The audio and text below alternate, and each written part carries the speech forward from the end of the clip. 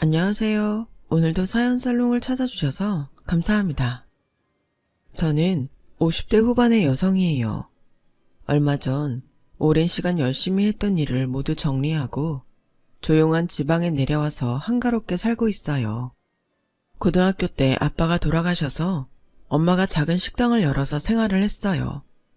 저도 학교가 끝나면 식당에 가서 엄마를 돕곤 했죠. 손님들은 신기하게도 제가 양념한 반찬들이 맛있다며 칭찬을 했어요. 엄마는 우리 현진이 가게 나와서 일하는 거 싫은데 자꾸 손님들이 현진이 반찬만 찾네? 그게 왜 싫어? 내가 엄마 닮아서 음식을 잘하나 보네. 다른 애들은 자기 적성 모르고 뭐 하고 싶은지도 모르는데 나는 벌써 잘하는 거 발견한 거잖아.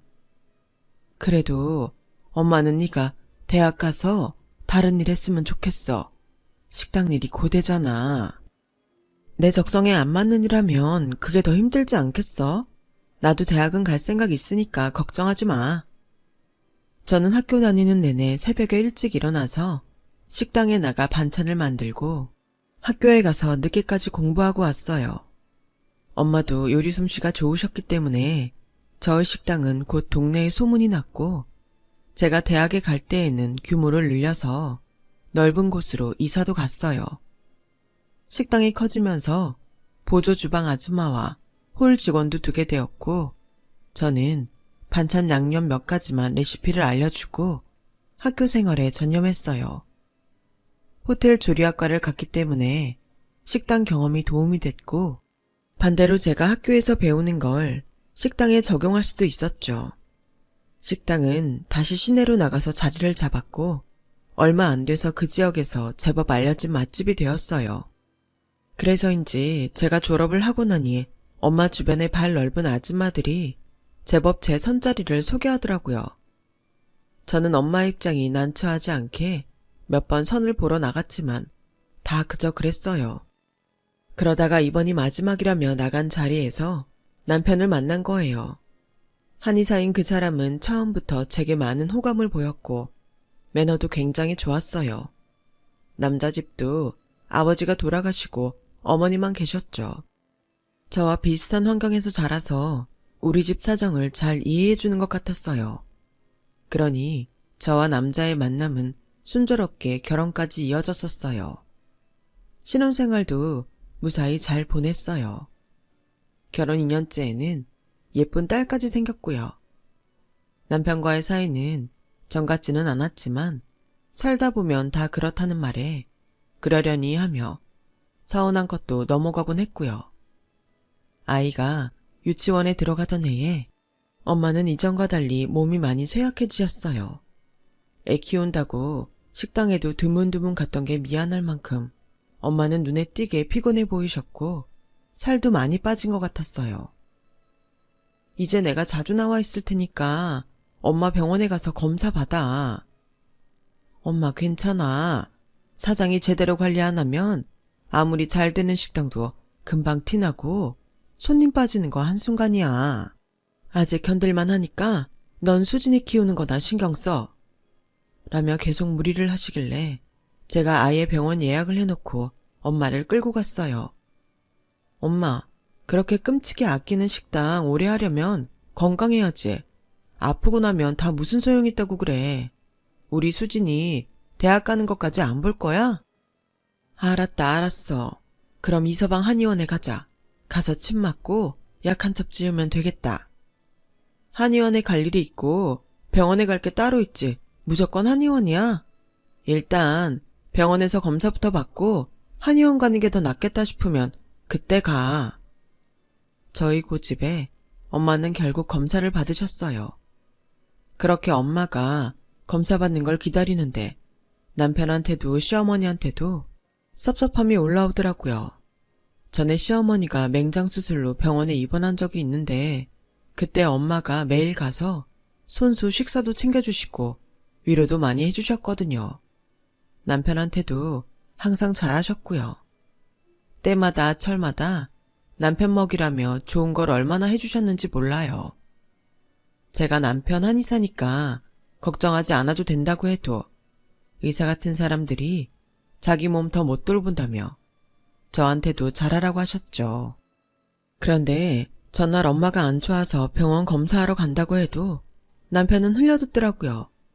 시어머니도 얼마 전에 친구 모임을 엄마 식당에서 거의 공짜로 했으면서 전화 한 번이 없었고요. 이 사람들이 자기들만 당연하다는 듯 받아먹고 우리 엄마한텐 입 싹 씻는 거야 뭐야.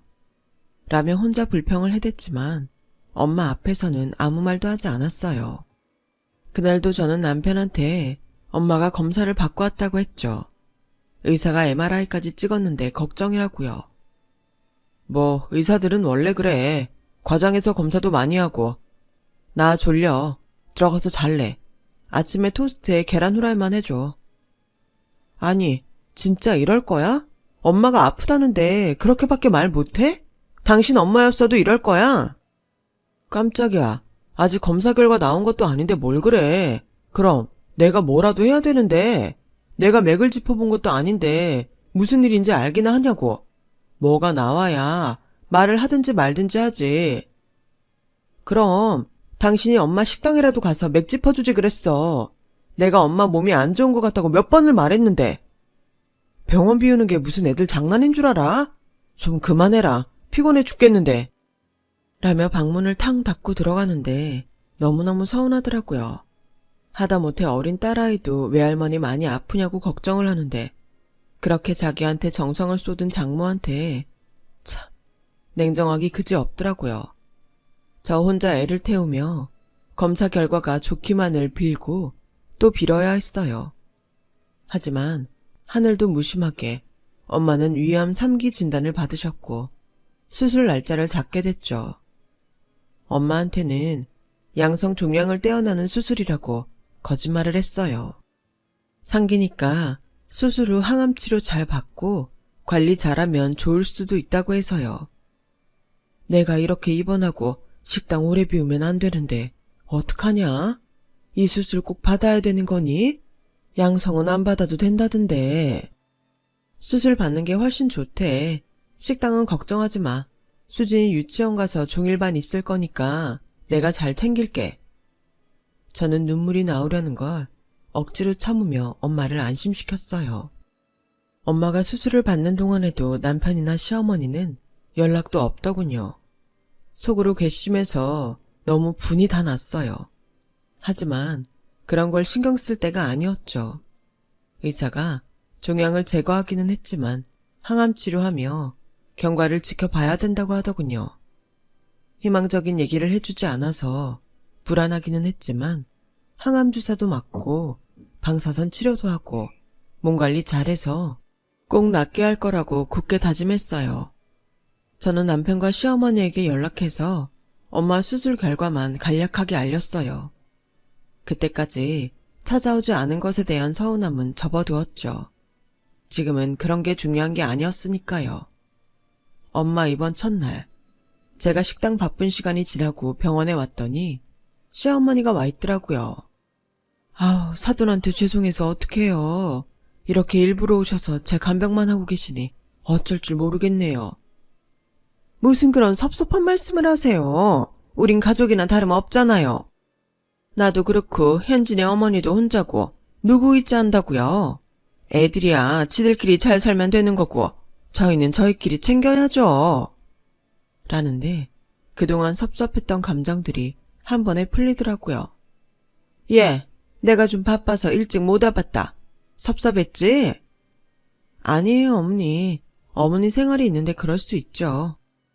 내가 니네 어머니 퇴원 때까지 잘 돌볼 테니까 너는 걱정하지 말고 식당 일에 신경 써. 수진이도 잘 챙기고. 어떻게 그래요. 제가 딸인데 저도 와봐야죠. 내가 아까 한 말 뭘로 들었어. 나도 네 엄마 처지 잘 이해해. 이런 건 내가 너보다 더 잘할 거다. 참, 이따 한수도 와본다고 했다. 먼저 나서서 엄마 간병을 해주는데 솔직히 너무 고맙더라고요. 남편도 퇴근 후에 들러서 한참 있다가 저와 같이 집에 왔고요. 오늘 너무 고마워. 내가 당신 마음을 잘 몰랐나 봐.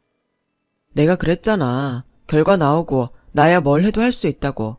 이제라도 내 진심 알았으면 됐어. 그때만 해도 남편이 저보다 훨씬 어른스럽고 든든하다고 생각했어요. 며칠 후 퇴원하신 엄마는 집으로 가기 전에 식당에 먼저 들리겠다고 고집하셔서 어쩔 수 없이 모시고 갔어요. 엄마는 식사하러 온 손님들 테이블마다 모자란 건 없냐며 인사를 하시고 홀과 주방을 천천히 둘러보시더라고요. 그 모습을 보는데 어찌나 마음이 울컥하던지요. 엄마는 식당을 확장한 뒤에 늘 앉아 계시던 카운터를 천천히 쓰다듬으시더니 집으로 가자며 밖으로 나오셔서 다시 돌아보시더라고요. 그렇게 집에 오신 엄마는 깜짝 놀랄 말을 꺼내셨어요. 식당 말이야, 이제 너랑 김서방한테 물려주려고 한다. 둘이 공동명의로 하면 좋을 것 같아. 갑자기 그게 무슨 소리야? 식당을 왜 나랑 그 사람 이름으로 해? 그건 엄마 거지. 엄마가 어떻게 키운 건데. 현진아, 엄마도 내 병에 대해서 다 알아. 병원에 그렇게 있는데 내가 눈치 못 챘겠니? 아니, 그걸 어떻게... 혹시 의사 선생님이나 간호사가 얘기했어? 내가 그렇게 말하지 말라고 신신당부했는데 왜들 그러지 진짜? 사부인이 얘기해줬어. 내가 맞는 주사도 그렇고 진짜 양성이 맞나 했더니 위암 상기인 거 몰랐냐고 놀라시더라. 저는 너무 속이 상했어요. 어떻게 한의사 아들을 뒀다는 사람이 남이 아픈 걸 가볍게 생각하고 그런 말을 아무렇지 않게 할 수 있는지 이해가 안 갔죠. 그래도 가게는 안 돼. 끝까지 엄마 거야. 그걸 왜 우리가 벌써 물려받아? 나중에 해도 되는 거잖아. 저는 펑펑 울면서 그러지 말라고 했지만 엄마의 결심은 확고했고 결국 저와 남편이 공동으로 물려받는 절차를 진행했어요. 그리고 나서 시어머니가 식당에 와 있는 일이 많아지더군요. 제가 새벽에 나와 음식들을 점검하고 직원들과 조례를 끝낸 후에 엄마를 챙기러 갔다가 오후에 나오면 홀에 나와 괜한 잔소리를 하고 있더군요. 어머니, 이런 일 정도는 직원들이 다 알아서 해요. 직원들도 좀 자유를 줘야 하는 거고 솔직히 어머니가 나설 일은 아닌 것 같아요. 얘, 너 무슨 말을 그렇게 하니? 여기 우리 한수 지분 있으면 나도 사장이나 마찬가지야. 사장 어머니면 더 윗사람 아니냐? 그게 어머니 생각처럼 되는 일이 아니에요. 이러지 마시고 들어가 계세요. 지금까지도 잘해왔으니 신경 쓰지 마시고요. 너 말하는 게 좀 그렇다? 그러니까 난 아무것도 모르니까 빠져라. 그런 거냐? 세상에, 며느리가 돼서 시어머니한테 말하는 것 좀 봐. 너 원래 이런 애였니? 아주 오만방자기가 말로 할 수가 없네. 라며 손님들이 있는 데에서 소리를 질렀고 저는 어쩔 수 없이 그 자리를 피했어요. 그 뒤로도 시어머니는 틈만 나면 식당에 나와서 주인 행세를 했어요. 남편한테는 몇 번 말했지만 자기가 얘기해도 통하지 않는다며 나중에는 말하는 것 자체를 짜증스러워 하더라고요. 말해도 되지 않으니 저는 입을 다물게 됐죠. 그러는 사이 엄마는 호전되는 듯 하다가 상태가 나빠지셨고 결국은 돌아가시고 말았어요. 돌아가신 엄마를 옆에 두고 딸아이와 함께 얼마나 울었는지 몰라요.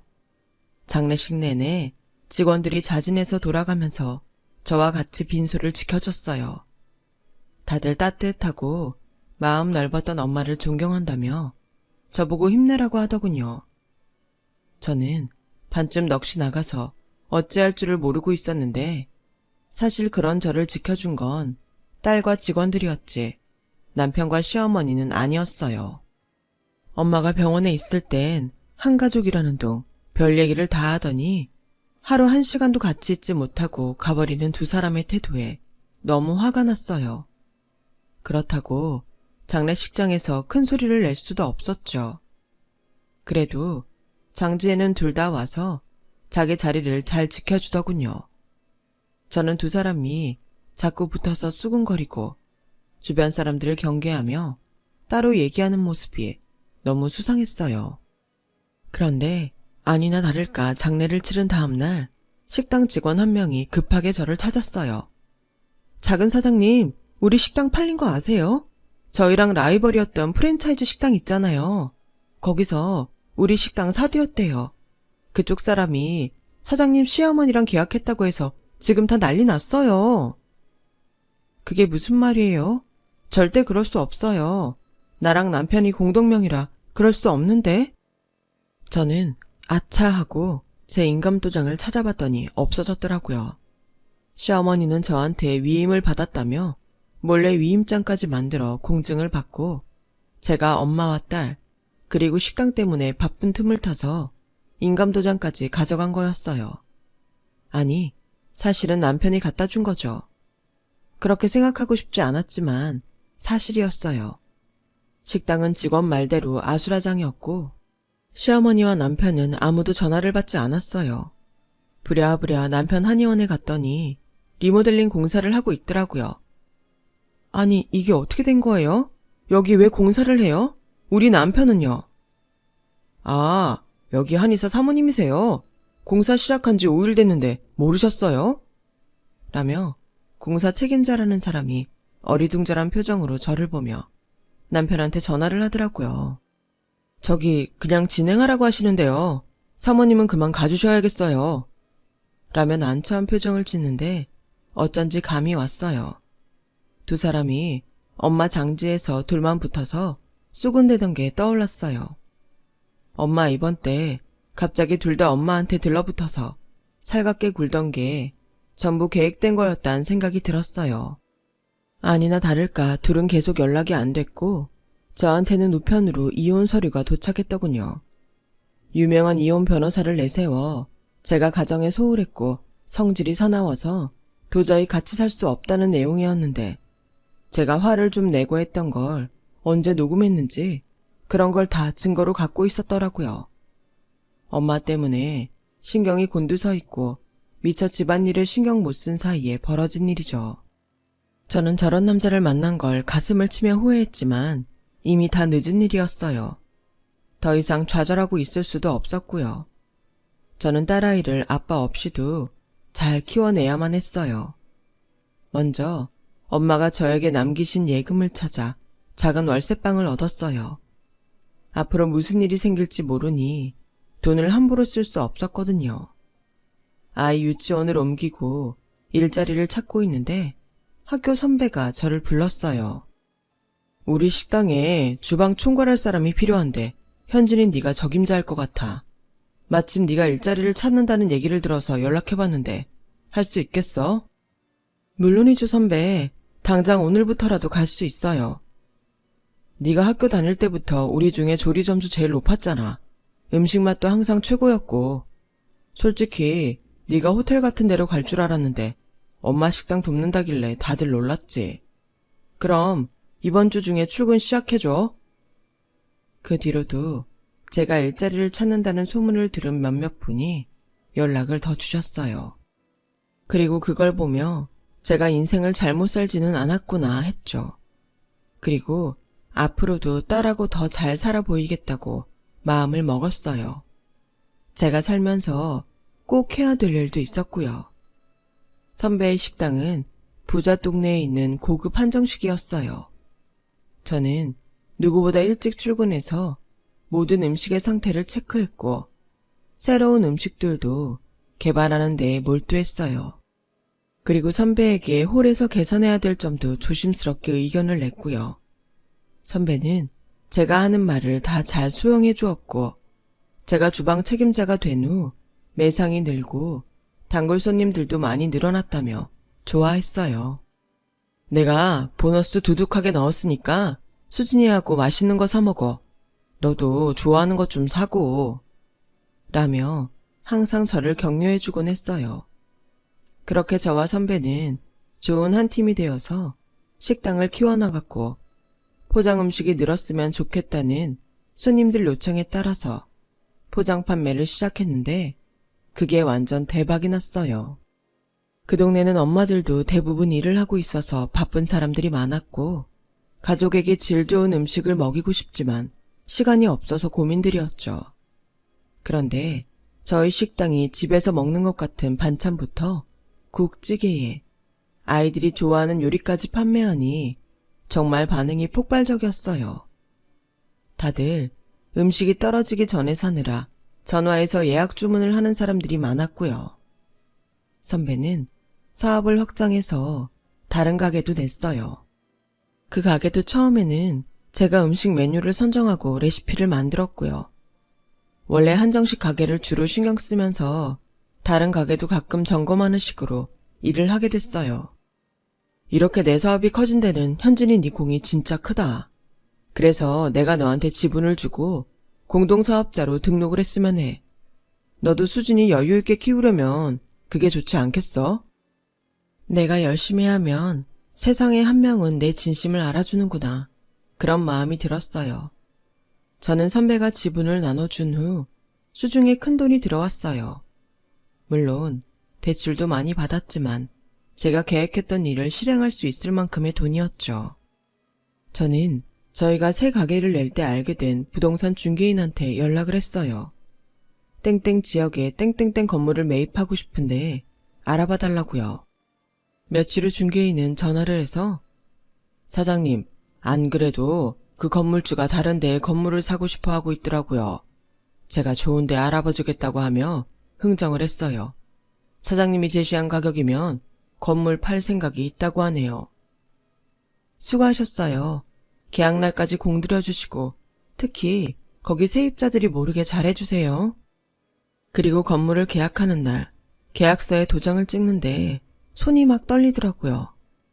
저는 건물을 사들인 후 먼저 2층에 있는 세입자와 1층 가장 큰 가게부터 관리인을 통해 나가달라고 통보했어요. 2층은 주인과 상의 없이 리모델링을 진행하면서 건물 벽을 약하게 만든 것이 문제였고 1층 가게는 위생불량으로 여러 번 걸렸던 곳이라 건물 이미지를 나쁘게 했거든요. 제가 이런 걸 다 알고 있는 건 그동안 계속 지켜봤기 때문이었어요. 바로 2층은 전 남편의 한의원이었고 1층 가게는 시어머니가 하는 식당이었어요. 저희 엄마 식당 며칠 나와보더니 자기도 할 수 있다고 생각했나 보더라고요. 게다가 둘 다 월세를 어찌나 밀렸던지 보증금도 거의 다 까먹고 있었어요.